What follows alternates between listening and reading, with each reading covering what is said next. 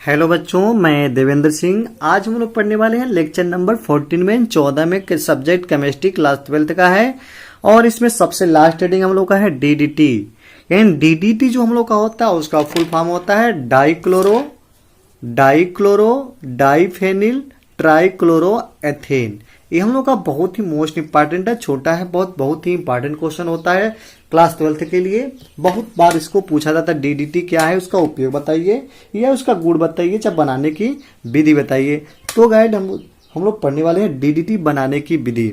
ये जो डीडीटी है वह कीटनाशक के रूप में उपयोग किया जाता है। आप लोग जानते भी होंगे डीडीटी हमने जो कीटनाशक होते हैं उसको डीडीटी बोलते हैं। तो यार अब इसका उपयोग क्या है, उसका भौतिक गुण क्या है, उसका रासायनिक गुण क्या है, बनाने की विधि क्या है, अब एक एक करके उसमें पढ़ते हैं। तो पहला पॉइंट हम लोग का है बनाने की विधि। इसमें क्लोरल CCl3CHO को क्या कहते हैं, क्लोरल। इसका फार्मूला होता है क्लोरल का CCl3CHO को जब 1 मोल यानी 1 मोल क्लोरल को 2 मोल क्लोरोबेंजीन के साथ यानी 2 मोल क्लोरोबेंजीन ले लीजिए। तो क्लोरोबेंजीन का सूत्र क्या होता है, आप लोग पढ़े भी होंगे क्लोरोबेंजीन के बारे में। स्टार्टिंग में ही क्लोरोबेंजीन, ये हम लोग क्लोरोबेंजीन ले लेते हैं, हाइड्रोजन को इधर कर लेते हैं। 2 मोल लेना है तो एक और ले लीजिए और एक हाइड्रोजन यहां से कर लीजिए। जब क्लोरल को क्लोरोबेंजीन के साथ यानी क्लोरोबेंजीन जो हम लोग का है उसके साथ कितना ले रहे हैं हम लोग, 2 मोल ले रहे हैं। तो 2 मोल लिख लीजिए और 1 मोल इसको ले रहे हैं हम लोग। 2 मोल को जब इसकी अभिक्रिया जब कराते हैं किसकी उपस्थिति में, सांद्र सल्फ्यूरिक अम्ल के साथ है, सांद्र H2SO4 के साथ जब अभिक्रिया कराएंगे तो हम लोग जानते हैं कि जब सांद्र सल्फ्यूरिक अम्ल के साथ अभिक्रिया कराते हैं तो H2O बाहर निकलता है। तो H2O यहाँ से क्या होगा, बाहर निकलेगा। यहाँ से जब H2O बाहर निकलेगा तो यहाँ प्राप्त हो जाएगा CCl3 और C और ऊपर प्राप्त हो जाएगा H और यहाँ से O तो निकल गया बाहर। तो एक बॉन्ड जुड़ जाएगा यहां से जाकर के, यानी इसके यहां से ये जुड़ जाएगा यानी Cl प्राप्त हो जाएगा और एक बॉन्ड जाकर जुड़ जाएगा इससे और यहां से हम लोग क्या हो जाएगा, Cl प्राप्त हो जाएगा। और यही जो होता है समझ लीजिएगा, यहाँ से O निकला हुआ तो AC जाकर यहाँ से जुड़ेगा और एक यहाँ से जुड़ेगा, तो दोनों जुड़ गए और इसी का नाम क्या हम लोग का है,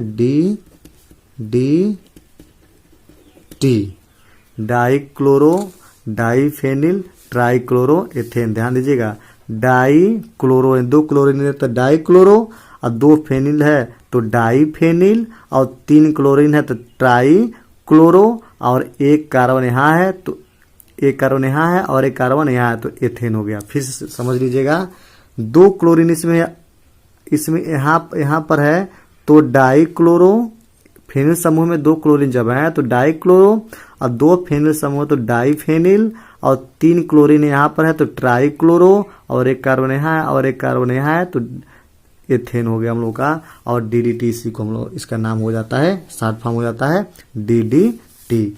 अब डीडीटी जो है उसका बनाने की विधि पढ़ लिए। अब इसके रासायनिक गुण, उपयोग और भौतिक गुण पढ़ लेते हैं। इसका रासायनिक गुण हम लोग को नहीं पढ़ना है, सिर्फ पढ़ना हम लोग का फिजिकल प्रॉपर्टी यानी भौतिक गुण क्या है। तो आइए देखते हैं इसका फिजिकल प्रॉपर्टी क्या है, उसको हम लोग जान लेते हैं, यानी भौतिक गुण। तो इसका भौतिक गुण क्या है देख लीजिए। यह श्वेत क्रिस्टलीय ठोस है, आप लोग शायद देखे होंगे डीडीटी को, और यह सफेद क्रिस्टलीय ठोस होता है। ये सफेद क्रिस्टलीय ठोस है। इसका जो गलनांक है यानी जो गलता है 382 केल्विन पर यह गलता है। यह जल में घुलनशील होता है, घुलनशील नहीं होता है, यानी जल में घुलता ये नहीं है। यह सामान्यतया ध्रुवीय विलायकों में घुलनशील, जो ध्रुवीय विलायक होते हैं इसके उसमें क्या होता है, घुल जाता है। अब इसका पढ़ लेंगे उपयोग।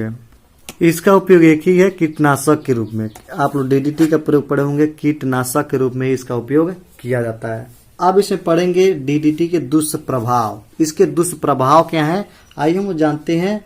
यह दुष्प्रभाव इसके क्या हैं? यह जैव अपघट्य नहीं है, यानी जीवों को मार सकता है, यानी बहुत ही खतरनाक और बहुत ही सस्ता होता है। यह कीटनाशक समान किया जाता है। यह सख्ता शक्तिशाली होने के कारण मक्खी, मच्छर, चाहे कीड़े मकोड़े आदि बहुत सारे से मर जाते हैं। सब जानवरों पर इसका बहुत बुरा प्रभाव पड़ता है। इसलिए अमेरिका ने इसे 1973 में ही डीडीटी का प्रतिबंध पर क्या लगा दिया था? रोक लगा दिया था।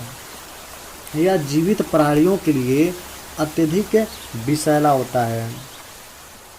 दूसरी बात, इसके अवशेष वातावरण में ही रहते हैं, इसलिए इसको बहुत सारे ऐसे देश हैं जो इसके प्रयोग के लिए रोक लगा दिए थे, लेकिन कुछ ऐसे देश हैं इसका प्रयोग करते हैं और उसे बनाते भी हैं। इसे 1873 में बनाया गया था, सबसे पहले डीडीटी को 1873 में। और यहीं पर हम लोग का पहला चैप्टर यानी हाइलोइलेकेंट तथा हाइलोइरिन का समापन हुआ। बहुत बहुत धन्यवाद। जितने लोग चैनल को सब्सक्राइब नहीं किए सब्सक्राइब कर दीजिए। अब हम लोग मिलते हैं अगले चैप्टर में, तब तक के लिए धन्यवाद।